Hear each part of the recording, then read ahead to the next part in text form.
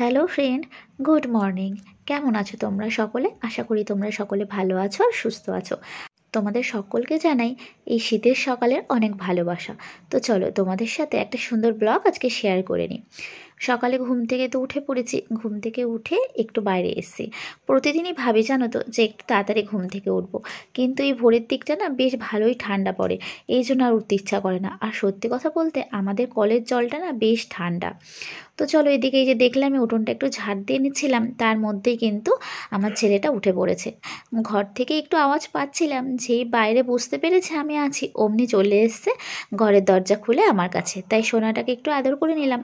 তো চলো ছেলেটাকে একটু ঘরে দিয়ে আসি, তারপর আরও বাদবাকি কাজগুলো সেরে নেওয়া যাবে। তো এদিকে বোনও আছে বাড়িতে, মানে আমি তো মামার বাড়িতে গেছিলাম, সেখান থেকে ফেরার পথে বোনকে আমার সঙ্গে নিয়ে এসেছি। তো বোন ওদিকে ঘরের বিছানাটা তুলে দিচ্ছে বলে আমি একটু ঘরটা ভালো করে একটু ঝাঁটিয়ে নিলাম। তো চলো তোমাদের সাথে একটা কথা শেয়ার করা আছে। দেখো, আমরা মেয়েরা না সমস্ত কাজই করতে পারি। এই ধরো বাইরের কাজ বা ঘরের কাজ দুটো কিন্তু একই হাতে সামলাতে পারি। তারপরে বাচ্চা থাকলে বাচ্চা, শ্বশুর শাশুড়ি, আর বাপের বাড়িতে থাকলে বাপের বাড়ি। আমাদের কিন্তু কষ্ট হয় না এমন কিন্তু নয়, কষ্ট কিন্তু হয়। তবুও সেই কষ্ট দুঃখটাকে একটা সাইডে ঠেলে রেখে আমরা কিন্তু সংসারটাকে সুন্দর করে সাজিয়ে গুছিয়ে রাখতে বেশ ভালোবাসি। তো চলো আজকে সারাটা দিন কি করি বা কিভাবে আমি সমস্ত কাজটা একা হাতে হ্যান্ডেল করি সেটাই আমি তোমাদের সাথে শেয়ার করব। তো সকালে উঠে দেখলে মোটামুটি কাজগুলো আমার সারা হয়ে গেছে। সারা বলতে কি, এই ঘর ঝাড় দেওয়া, উঠোন ঝাড় দেওয়া, এই ঘরের বাসি বিছানাটা তুলে দেওয়া, এগুলো সেরে ছেলের জামা কাপড়গুলোকে একটু ধুয়ে দিচ্ছি। যেহেতু মামা বাড়িতে ছিলাম, আর মামা বাড়িতে জলের না খুব আয়রন জানো, মানে এত আয়রন থাকে জামা কাপড়গুলো লাল হয়ে যায়। তাই একটু গরম জলে সকাল সকাল ভিজিয়ে দিলাম, যে কিছুটা ভিজে থাকলে হয়তো একটু হলেও দাগটা উঠবে।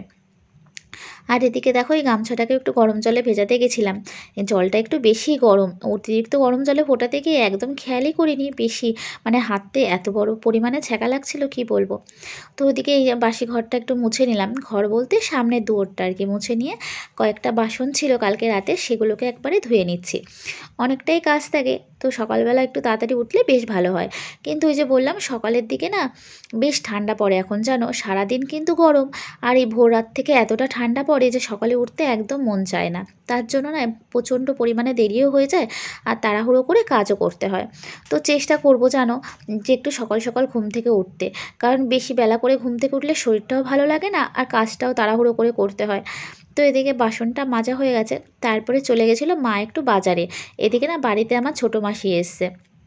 ছোটো মাসি এসছে কারণ মাসি একটু ডাক্তার দেখাবে এখানে, ওই জন্য এসছে। তো মা আর মাসি মিলে সকাল সকাল গেছিলো একটু ডাক্তারের জন্য নাম লেখাতে। আর কি বলো তো, এই সকাল সকাল জামা কাপড়গুলোকে না ধুয়ে দিলে না একদম শুকোতে চায় না। শীতের বেলা একদম রোদ থাকে না জানো, এই দিকটা তো একটু রোদ পড়ে কিন্তু সকালের দিকে একটু বেলা পড়লে না আর রোদ পাওয়া যায় না। আর গরমের সময় বাপরে, রৌদ্র যেন ঘরের দুয়ার কিছুতেই ছাড়তে চায় না, এত পরিমাণে রোদ।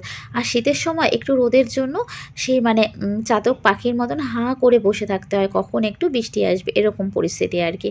তো চলো এদিকে জামা কাপড়গুলো তো ধুয়ে দিয়েছি, এখন আসলাম ঘরটাকে একটু মুছে নিতে।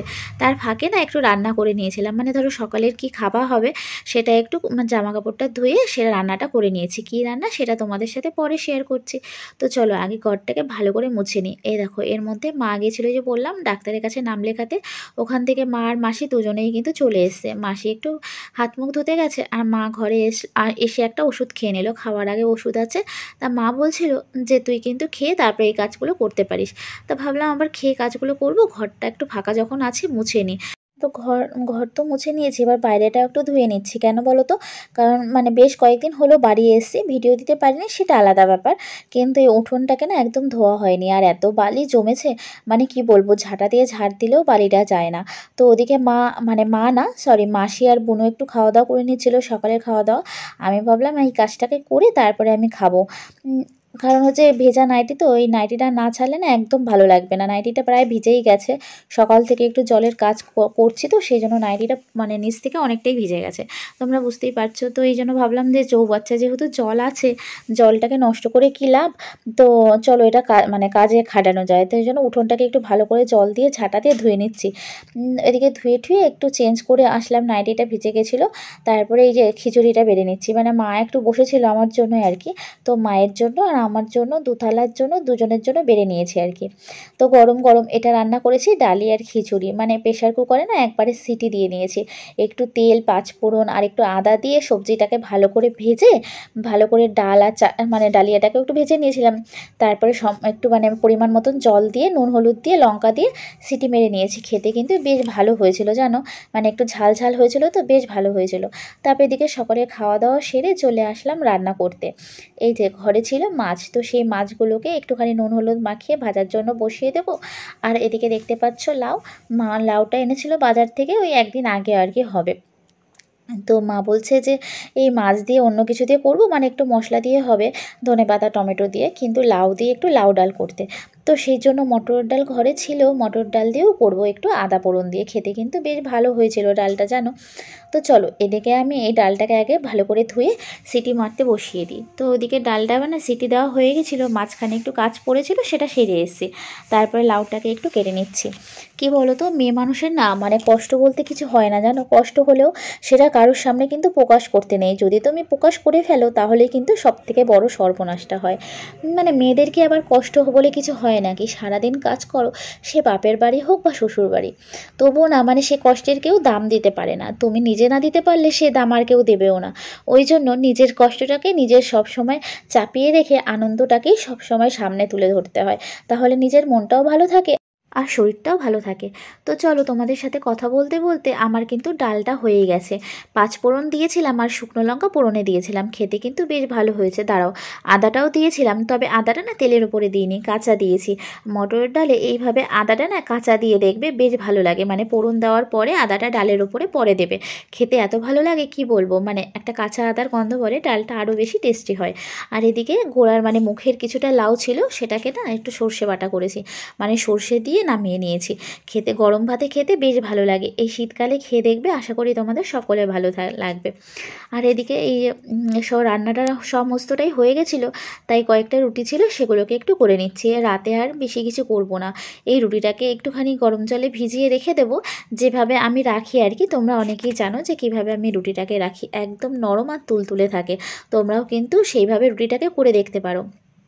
তো চলো, তোমরা যদি জানতে চাও যে কিভাবে আমি রুটিটাকে ফ্রিজে স্টোর করে রাখি একদম নরম, মানে গরম গরম রুটির থেকেও বেশি নরম আর তুলতুলে থাকে, যদি জানতে চাও অবশ্যই আমাকে কমেন্ট করো, আমি তোমাদের পরে কমেন্টে রিপ্লাই দিয়ে দেবো। আর এদিকে স্নান টান মানে সমস্ত কাজ হয়ে গেছে দেখলে। এবার কাজটা সেরে মানে গ্যাসটাও মুছে নিয়েছিলাম, তারপরে টুকটাক একটু বাসন বেরিয়েছিল ধুয়ে স্নান টান করে ছেলেকে খাইয়ে আমি এই যে খেতে বসে পড়েছি। ভাবছিলাম একটু রিল্যাক্সে বসে খাবো, টিভি দেখবো আর খাবো, তা না, ছেলেটাই যে বসে পড়েছে এখন না, মাঝে মাঝে ও আমার সঙ্গে বসে এভাবে ভাত খেতে চায়। যাই হোক, এভাবে খেলেই ভালো, তাড়াতাড়ি খেতে শিখে যাবে। কি করছো তুমি, ঘুমাবে না? এসো না। হ্যাঁ জানো কটা বাজে জানো? আমি যাবো না, তুমি যাও। আমি খেলবো না, আমি ঘুমো দেবো এখন।